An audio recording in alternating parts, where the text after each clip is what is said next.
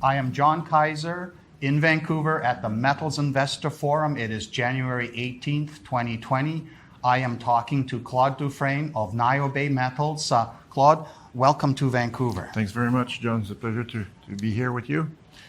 The James Bay Niobium project, which is now your flagship project, it's a deposit that was discovered in the 60s and even taken to feasibility by the late 70s, but it was never developed, and then it disappeared. And then several years ago, a little junior headed by you, NioBay Metals, ends up with ownership of this deposit. How was that possible? Why wasn't it developed, and how does a little junior end up with a substantial deposit like this? Yeah, great. It's a great question.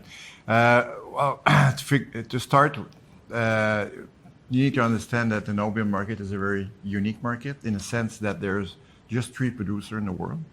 So it's a commodity that a lot of investors and even a lot of people never heard of. So I was lucky enough from my days at Crevier to be involved with the Naubach mine for a period of almost 15 years, where I was responsible for the sales and marketing of the Naubach production.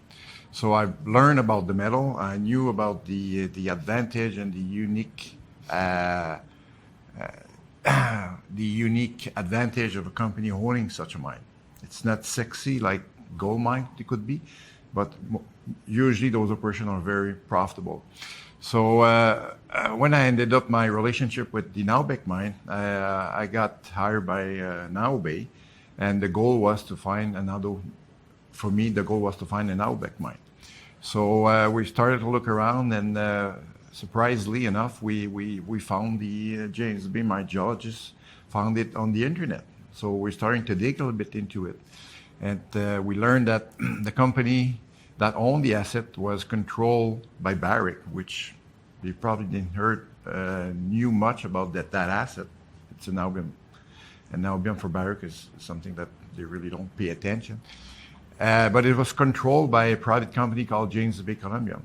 And James Bay Niobium was owned by a family in Toronto who actually had a great success in oil and gas. And they had, unfortunately, the CEO of that company, the gentleman passed away a few years back, and his daughter were working on the oil business and not so much about that James Bay project. So when we ended up knocking on their door, they even knew that they owned that asset. So they finally realized what they had, and we, after a couple of months, if not close to a year negotiation, we ended up with the asset. Mm-hmm. Now, NioBay Metals is one of my favorites for 2020. I see substantial upside, but investors look at 50 million tons of 0.5 something percent niobium. They say, well, what is that worth? Can you put this in the context of a gold deposit? Like what sort of rock value does this have and translate to grade? And how many ounces are theoretically contained in this? Yeah, it's, well, what we need to understand, we have a resource of 51 million ton at 0.52% in B205. So for most investors, they have no clue what that means, right? Mm-hmm. So the value of the rock is close to $200 a ton, right? So if you made the calculation, you ended up with roughly a resource of over 5 million ounces of gold, with average grade of over 3 grams per ton. Mm-hmm. So 5 million ounces of gold, 3 gram, and what the other thing is, it's 3 gram, but it's bulk tonnage, okay? Operating cost of such a mine would be quite low in terms of the mining cost. So unfortunately, that the market cap doesn't reflect the value of that right now. So basically, we do have a lot of work to do to bring that value to the investors so they can realize the potential that NioBay has. Now, this you're starting a drill program this winter while the ground's still frozen. What is this program supposed to accomplish? And my understanding is that you do hope to deliver a PEA, which will explain to everybody what the costs are, how you price this thing. But what do you still need to do to deliver this PEA? Okay. Important to mention, John, that when we acquired that asset, the previous owner ran a full feasibility study on it. So they've done the drilling, they sank an exploration shaft, they extracted the bulk sample that was shipped to Lakefield in Ontario, where they ran a pilot test. It confirmed a very high recovery rate, which is very, very unique for that commodity. We're close to 80% recovery rate. When we acquired the asset, after we'd done the updated or the the resource 42101, the next step we did internally was to do a scoping study. So during the scoping, we obviously we look at various scenarios, and we've had a chance to model the deposit in 3D, and we realized there was a core of high grade that was pitching, if you want, towards the east, and now what we want to do with that drill program is to measure the extension of that high grade zone. We're very optimistic about the upcoming PA results, but we wanted to go and test that extension of high grade because it could have a significant impact on the IRR of that asset in the PA. So the target is to really increase not the size of the deposit, because we already have at least 20 years of mine life, so we don't need to really extend the resource just for extending the resource, but we really want to focus on the high grade zone to have a positive impact on that PE. That will be hopefully completed by Q4 of this year. Okay.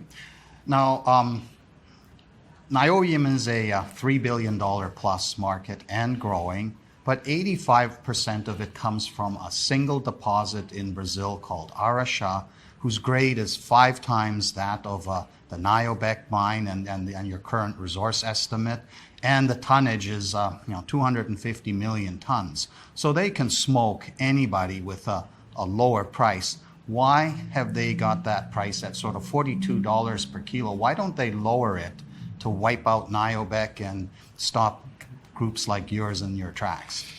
Well, you're not the first one to ask me that question over the years, John. It's the answers, when you think about it, it's getting easier and easier as the market grows. CBMM are dominant, and the consumption of niobium keep growing. Like the last 3 years, it was on average, the growth average was 15%. So there's 2 other producers. There's the NioBay mine, and there's another mine in Brazil called Catalão. These 2 operations cannot keep up increasing capacity. So naturally, CBMM market shares are growing and growing. And to specifically answer your question, by the time we're planning to become an operation, CBMM will be probably selling closer to 100,000 tons of niobium. So if they were to reduce the price to keep newcomers in just by $5 a kilogram, that will be pretty much $500 million less in their pocket at the end of the year. And adding to that, by the time based on our forecast of the consumption down the road, by the time we'll start producing, the annual growth will be less than our input in the market. So we'll be a significant, we'll become and we want to be the smallest producer out there, just to keep the heat off from CBMM, and I guess 5% of our market share will be sufficient to justify a great return for the NioBay investors. So that's interesting, because normally the explanation is the end users would like some diversity of supply just in case there's a temporary disruption locally that keeps niobium from being produced. But what you're saying is their absolute domination of this market with their fantastic project, it would harm them more to wipe you guys out by lowering the price than to let you thrive and keep the Europeans and the Japanese and Koreans and Chinese happy that there is at least some niobium coming from these other partners. That's a very interesting point. Final question. During the 2009-12 critical metals bubble that was fueled by the rare earth mania that arose out of China, NioBay in its previous form spent a lot of money on a tantalum project called Crevier that's in Quebec. How much money did you spend on it, and what can be salvaged from this asset to create some value? Because the market's right now assigning zero value to it. No. Crevier, it's a lovely deposit. Actually, it's been around for a few years. NioBay spent closer to $10 million to develop that asset in the 2008. They've done a lot of numbers of metallurgical testing. They've done a PEA. They're starting to work on the fees. And then the challenge that Crevier faced in 2011 and 2012 is they ran pilot tests. And unfortunately, the results were not as great as that they had by the time they did the metallurgical testing. So when I joined the company, actually it was a tough time out there, and we decided to put the project on the back burner until the market conditions are going to improve. And what happened last year, we saw an increase in tantalum price, and same as for the niobium oxide prices, they came up a little bit. So what we've done last year is, again, we've done another internal scoping study on the Crevier asset using the market price and to have a different approach in terms of the mining. It's Crevier is an open pit. So instead of the original design was a 1.2 kilometer long pit with a high strip ratio. So the design it was redesigned with 6 smaller pits where the waste could be put back in the old stone. So we did optimize the operation there, and we came out with some very interesting numbers for Crevier. So we've decided to invest into Crevier. So right now we have a metallurgical program that is running with COREM in Quebec City. We were lucky enough to get some grant from the Quebec government. So that project is ongoing. If the results are interesting, and we're very optimistic because of the new development of chemical that were developed during the rare earth phase.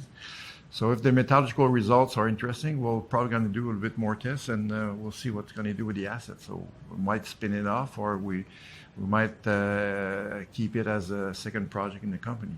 Okay. So we're basically creating value internally with that asset. Okay. But our focus remains the James Bay asset, no doubt about it. Okay, so it's good to hear that Crevier is still Plan B. Yeah. I have been talking to Claude Dufresne of NioBay Metals in Vancouver at the Metals Investor Forum. Thank you, Claude. Yeah, my pleasure, John.